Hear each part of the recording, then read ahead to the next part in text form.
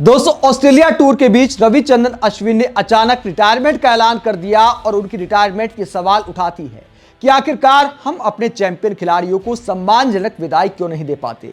मैदान से खिलाड़ियों को रिटायरमेंट लेने का मौका क्यों नहीं मिलता। आखिरकार ड्रेसिंग रूम से रिटायरमेंट क्यों लेनी पड़ गई रविचंद्रन अश्विन को, पूरी कहानी आपको बताते हैं। रविचंद्रन अश्विन के बारे में एक बार दुनिया में सबसे ज्यादा टेस्ट विकेट लेने वाले मुथैया मुरलीधरन ने कहा था कि अगर मेरा कोई रिकॉर्ड तोड़ सकता है तो मुझे लगता है कि अश्विन वो गेंदबाज है। अश्विन के पास उम्र भी है और अश्विन की गेंदबाजी बेहतरीन है, वो मेरा रिकॉर्ड तोड़ सकते हैं। लेकिन रविचंद्रन अश्विन ऐसा नहीं कर पाए और 20 सीरीज आखिरकार क्यों रिटायर हो गए। पहले प्रेस कॉन्फ्रेंस का सीन मैं आपको दिखाता हूं कि रविचंद्रन अश्विन ने कप्तान रोहित शर्मा के साथ प्रेस कॉन्फ्रेंस में आते हुए किस तरह रिटायरमेंट का ऐलान किया। और रविचंद्रन अश्विन ने जो बोला वो कई तरह के सवाल खड़े करता है। अश्विन ने कहा कि मुझे लगता है कि मेरे अंदर क्रिकेट खेलने के लिए थोड़ा पंच तो बाकी है, लेकिन वो सिर्फ क्लब क्रिकेट के लिए है। अब इंटरनेशनल क्रिकेट में ये मेरा आखिरी दिन है। हालांकि इस मैच में अश्विन टीम का हिस्सा नहीं थे और यह सबसे बड़े दुर्भाग्य की बात है कि एक चैंपियन गेंदबाज ड्रेसिंग रूम से रिटायरमेंट ले रहा है। कायदे से अश्विन आखिरकार रिटायरमेंट मैच क्यों नहीं खेल पाए। बीसीसीआई और टीम मैनेजमेंट उन्हें क्यों नहीं मना पाया। अश्विन का दिल आखिरकार किस बात ने तोड़ दिया। अगर अश्विन को रिटायरमेंट लेनी होती तो सीरीज से पहले ले लेते, सीरीज खत्म होने के बाद भी ले सकते थे, लेकिन 20 सीरीज रिटायरमेंट लेना समझ नहीं आया। कप्तान रोहित शर्मा ने बताया कि कल रविचंद्रन अश्विन भारत भी लौट रहे हैं, यानी बाकी 2 मैचों में भी हिस्सा नहीं होंगे। आखिरी दिन था उनका भारत के लिए एक अंतर्राष्ट्रीय खिलाड़ी के तौर पर। तो रविचंद्रन अश्विन ने प्रेस कॉन्फ्रेंस में ऐसा कहा और पत्रकारों को यह भी बोला कि मैं आपके सवालों का जवाब नहीं दे पाऊंगा। इस वक्त मेरा दिल और दिमाग इस हालत में नहीं है कि मैं आपके सवालों को ले सकूं। तो रविचंद्रन अश्विन ने जो बोलना था वो बोलकर प्रेस कॉन्फ्रेंस से चले गए, पत्रकारों के सवाल नहीं लिए। जब आप राजी खुशी रिटायरमेंट लेते हैं, इतना शानदार करियर रहा है रविचंद्रन अश्विन का, तो उसके बाद पत्रकारों के सवालों का सामना करने में आखिरकार दिक्कत क्या है। लेकिन दिक्कत जब आपके दिल और दिमाग में होती है, आप बहुत ज्यादा इमोशनल होते हैं, तो फिर ऐसे सवालों से बचते हैं। रविचंद्रन अश्विन भी शायद किसी बात से दुखी हैं, शायद इस बात से दुखी हैं कि उनकी जगह ऑस्ट्रेलिया के इस टूर पर बाकी गेंदबाजों को तरजीह दी जा रही है। अगर ऑफ स्पिन गेंदबाजी की बात करें तो पहले मैच में उनसे ऊपर वॉशिंगटन सुंदर को खिलाया गया, जबकि पिछला जो ऑस्ट्रेलिया टूर था उसमें एक बल्लेबाज और गेंदबाज के तौर पर रविचंद्रन अश्विन ने बेहतरीन प्रदर्शन किया था। लेकिन टीम सिलेक्शन में स्पिन गेंदबाज का जो कोटा है टीम में, एक तरह से कि एक स्पिन गेंदबाज के साथ हम जाएंगे, वो एक तरह से म्यूजिकल चेयर बन गया है।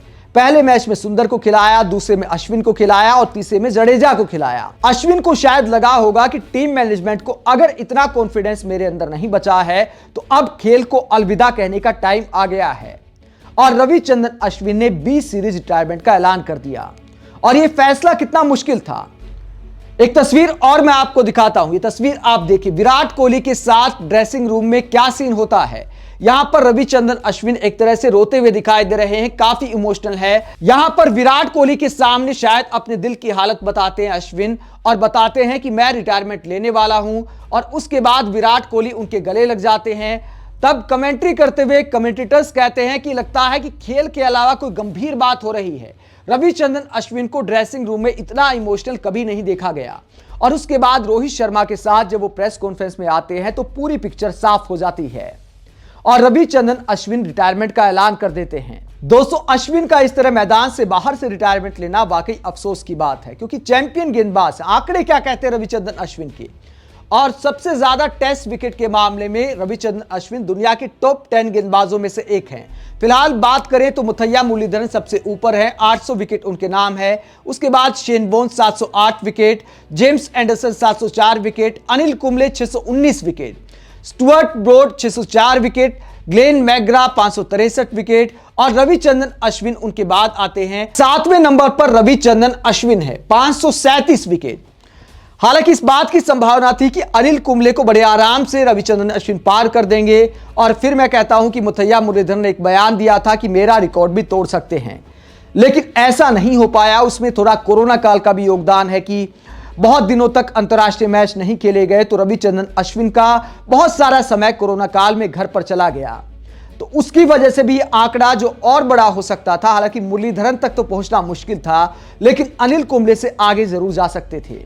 अभी भी लग रहा था कि स्पिन गेंदबाज थोड़ा लंबा खेल जाते। अश्विन के साथ ऐसी कोई फिटनेस की समस्या भी नहीं थी, लेकिन लगता है कि पहले न्यूजीलैंड सीरीज में बुरे प्रदर्शन और उसके बाद ऑस्ट्रेलिया में जब टीम मैनेजमेंट ने भरोसा नहीं जताया, तो रविचंद्रन अश्विन ने सोच लिया कि अब टीम पर बोझ नहीं बनना है। लेकिन दोस्तों, अच्छा होता कि कम से कम रविचंद्रन अश्विन को एक और सीरीज के लिए मनाया गया होता।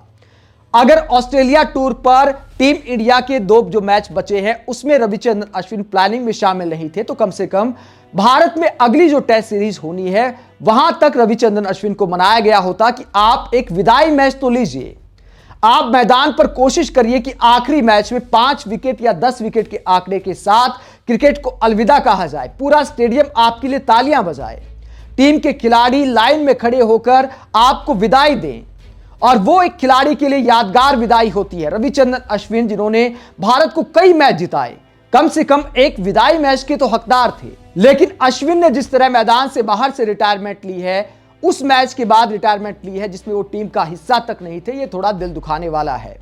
हालांकि अश्विन ऐसे पहले खिलाड़ी नहीं है, सहवाग के साथ भी यही हुआ, इसके अलावा युवराज सिंह के साथ भी यही हुआ। अनेक ऐसे खिलाड़ी हैं जो मैदान से विदाई नहीं ले पाए। दोस्तों, क्या रविचंद्रन अश्विन जैसे चैंपियन गेंदबाज को मैदान से विदाई नहीं मिलनी चाहिए थी? कमेंट बॉक्स में अपनी राय जरूर दें। साथ ही देखते रहिए पब्लिक मीटर।